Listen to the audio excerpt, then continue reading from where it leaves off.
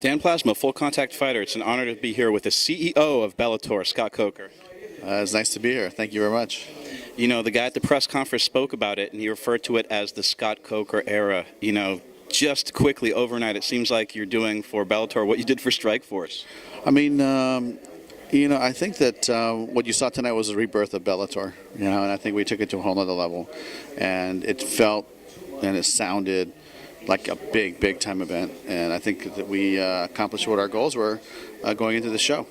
Absolutely. You know, the term is so overused in MMA. Every time that there's a fight card set up, people say it's a stacked card, but this really was. These were so many historic events between Schilling and Manheef and the other bouts. It was just incredible. Are you going to keep up this energy and keep up this this big level of fights? Oh, absolutely. I mean, if you think about our next 10-pole event, Paul Daly fighting Lima, McGarry fighting Newton, Linton Vassell fighting Sokaju, and Bobby Lashley fighting James Thompson.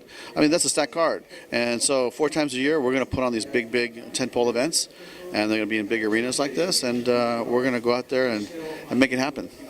Is it even worth talking about? He just stepped into the room, Mr. Muhammad Lawal, but I know at the press conference, he and Tito were having a few words back and forth along the lines of, if you want some dog, I'm right here for you. Is that actually going to happen? You know, I'll tell you, that's a possible fight, but also Tito said to me before this fight, he said, look, I'm going to win this fight, then I want to go fight for the title, which means he wants to go fight Emmanuel Newton or McGarry, whoever wins that fight.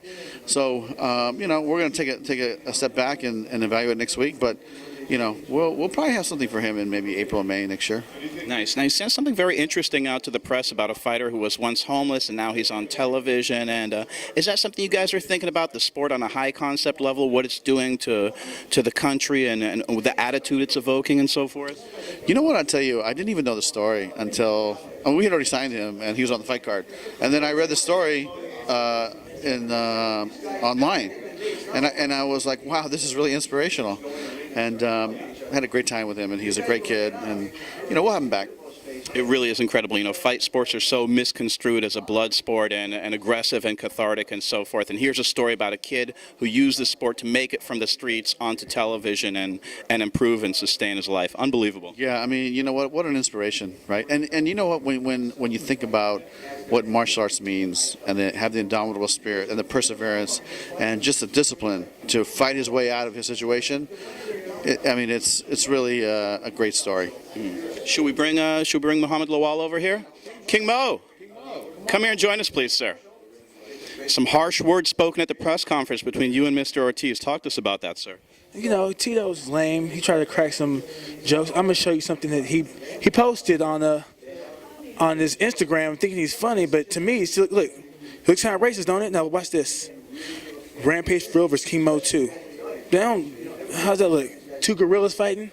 That could easily be construed as such. Yeah. And he was talking all that trash, saying that he thinks that Quentin beat me. And what was he talking about? Quentin beat me. Quentin knew he lost. He asked me for a rematch.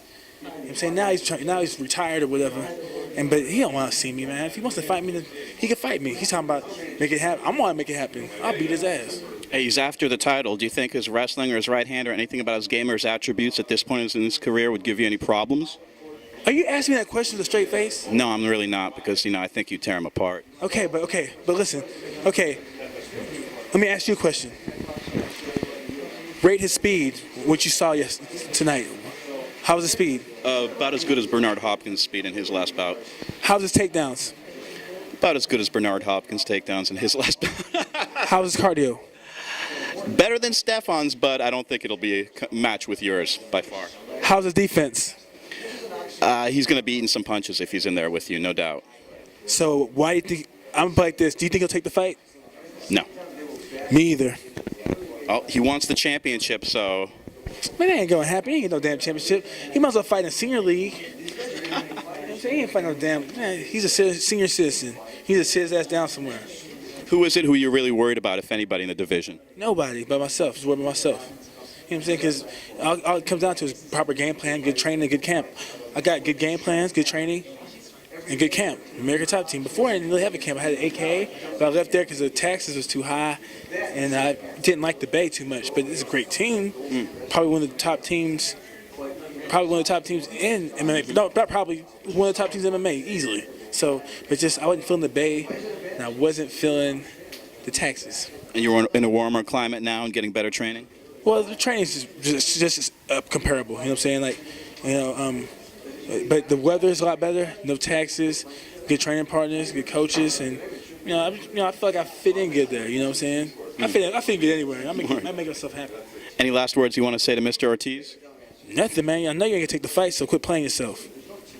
Muhammad Lawal, it's an honor, man. And when I fight him, y'all be calling me King Mo Django. Mo Django, indeed, sir. Django, that's what's up. That's what's up.